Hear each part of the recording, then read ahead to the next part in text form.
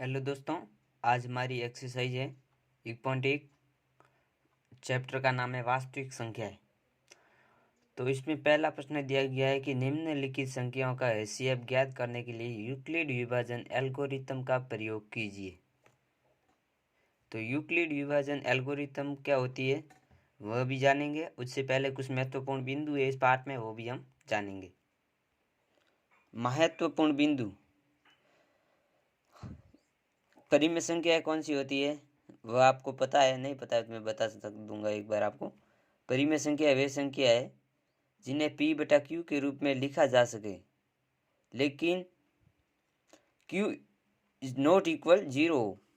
मतलब कि परिमेय संख्या वे संख्या होती है जिन्हें p बटा q के रूप में हम लिख सकते हैं, लेकिन q जो है वो 0 नहीं होकर कोई प्राकृत संख्या हो। उदाहरण के लिए हम एक है तो एक है तो जिसके बट्टे में कुछ नहीं होता उसके बट्टे में हम एक लिख सकते हैं। 0 भी एक परिमेय संख्या है क्योंकि इसके बट्टे में भी हम एक लिख सकते हैं।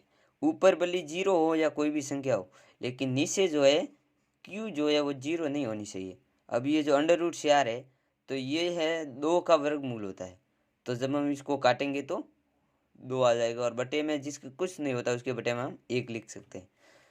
फिर आता है अपरिमेय संख्याएं।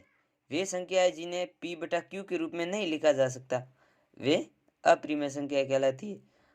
अपरिमेय संख्या कौन सी हो सकती है? जैसे कि अभाज्य संख्याओं का वर्गमूल। अभाज्य संख्या, अब दो किसी का वर्गमूल है ही नहीं तो इसको काटेंगे कैसे, तो ये एक अपरिमेय संख्या है। Under root 3, under root 5। अब आती है पूर्ण संख्या। पूर्ण संख्या कौन सी होती है? 0 से लगाकर अनंत तक जो संख्या होती है वे होती है पूर्ण संख्या। और प्राकृत संख्या वे होती है जो 1 से लगाकर अनंत तक संख्या जो जाती रहती है, जिनका कोई माप ही नहीं है, वो प्राकृत संख्या होती है। अब सम संख्या है वह संख्या जो 2 से भाज्य हो। वे संख्या है जो 2 से पूर्णतः भाज्य हो, वह सम संख्या कहलाती है। अब विषम संख्या वह संख्या जो 1 के अलावा किसी अन्य से भाज्य नहीं हो। अब 1 के अलावा खुद से तो भाज्य होगी लेकिन किसी दूसरी संख्या से भाज्य नहीं होगी। जैसे कि हम ले लेते हैं 5 को हम या तो 1 से भाज्य करेंगे या 5 से। सबसे छोटी से छोटी विषम अभाज्य संख्या कौन सी कहलाएगी? 2, क्योंकि 2 स्वयं के अलावा 1 से ही भाज्य है। फिर आती है परिमेय संख्या हो सकती है। अब परिमेय संख्या कौन कौन सी होती है वो यहाँ पे लिखा है मैंने। कोई प्राकृत संख्या, तो कोई भी प्राकृत संख्या 1 से अनंत तक उसके बटे में हम 1 लिख सकते हैं तो वो p बटा q के रूप में बन जाएगी। शांत दशमलव प्रसार, ये शांत दशमलव है 0.1, तो ये एक मतलब कि परिमेय संख्या। अब आप बोलोगे ये तो परिमेय संख्या कैसे है, आप बताइए। तो ये जो है इसको पॉइंट को हटाने के लिए हमें गुणा करना होगा इससे 10 से। 10 से गुणा करोगे तो आ जाएगा 1, और जब 1 में 10 का भाग देंगे तो क्या हो जाएगा? 0.1। अब आते हैं आवृत्ति दशमलव। किसी भी संख्या ये 0.1 इसके ऊपर ही आवृत्ति लगाए, मतलब 1 की रिपीट हो रहा है।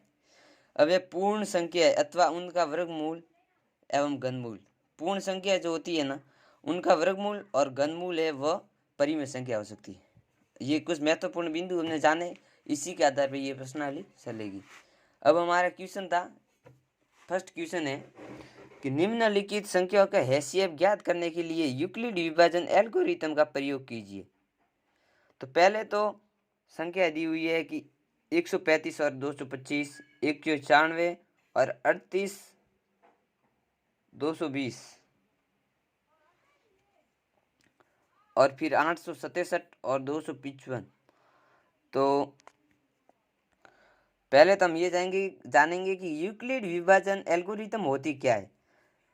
ये होती है a बराबर बी क्यू प्लस आर, जिसमें r 0 से बड़ा और 0 के बराबर हो सकता है लेकिन b से हमेशा छोटा होगा। तो a बराबर मतलब कि भाजक, b का मतलब होता है a का मतलब भाज्य, b का मतलब भाजक, गुणा में होगा q का मतलब भागफल, और प्लस में r का मतलब शेषफल। मतलब कि भाज्य बराबर भाजक गुणा भागफल प्लस में शेषफल। समझ में आ गया? तो अब हम पहला क्वेश्चन करते हैं। 135 और 225।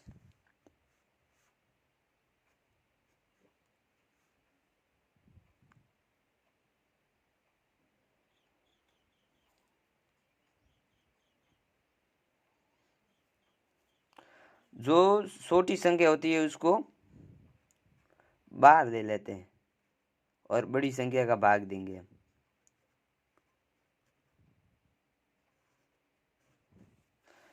भाग जाता है, कितनी बार जाता है? 135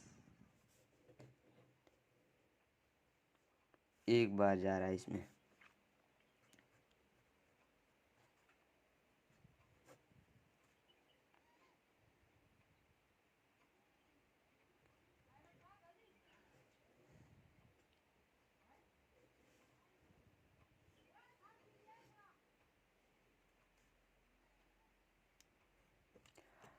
हमारे पास 90 बचेंगे। अब इसको चरण वाइज उत्तर लिखना पड़ेगा हमें, ठीक है?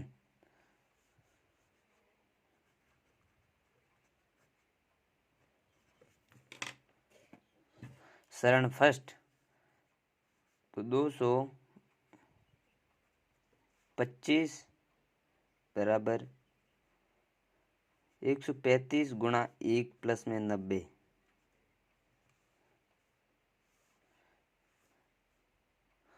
अब इसको मैं इस साइड ले लेता हूँ, ठीक है?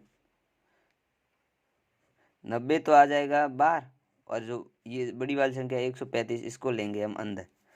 तो 135 में 90 का भाग कितनी बार जाएगा? एक बार जा रहा है।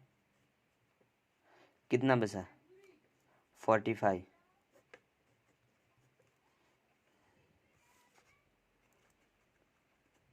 चरण नंबर सेकंड 135 बराबर 90 गुणा 1 प्लस में क्या हो जाएगा? 45। अब 45 को अंदर और इस 90 को अंदर और 45 को बाहर। अब ये कितनी बार जाएगा? 2 बार।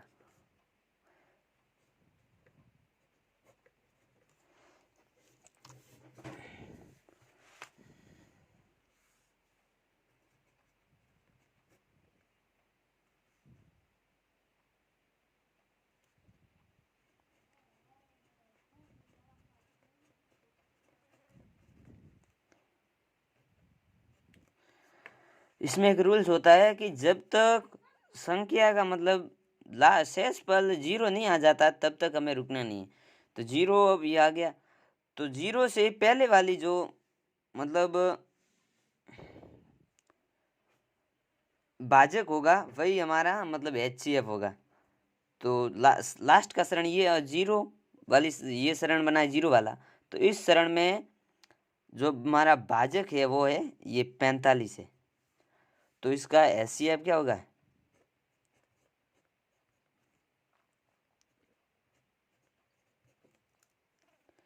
इसका HCF 145 है।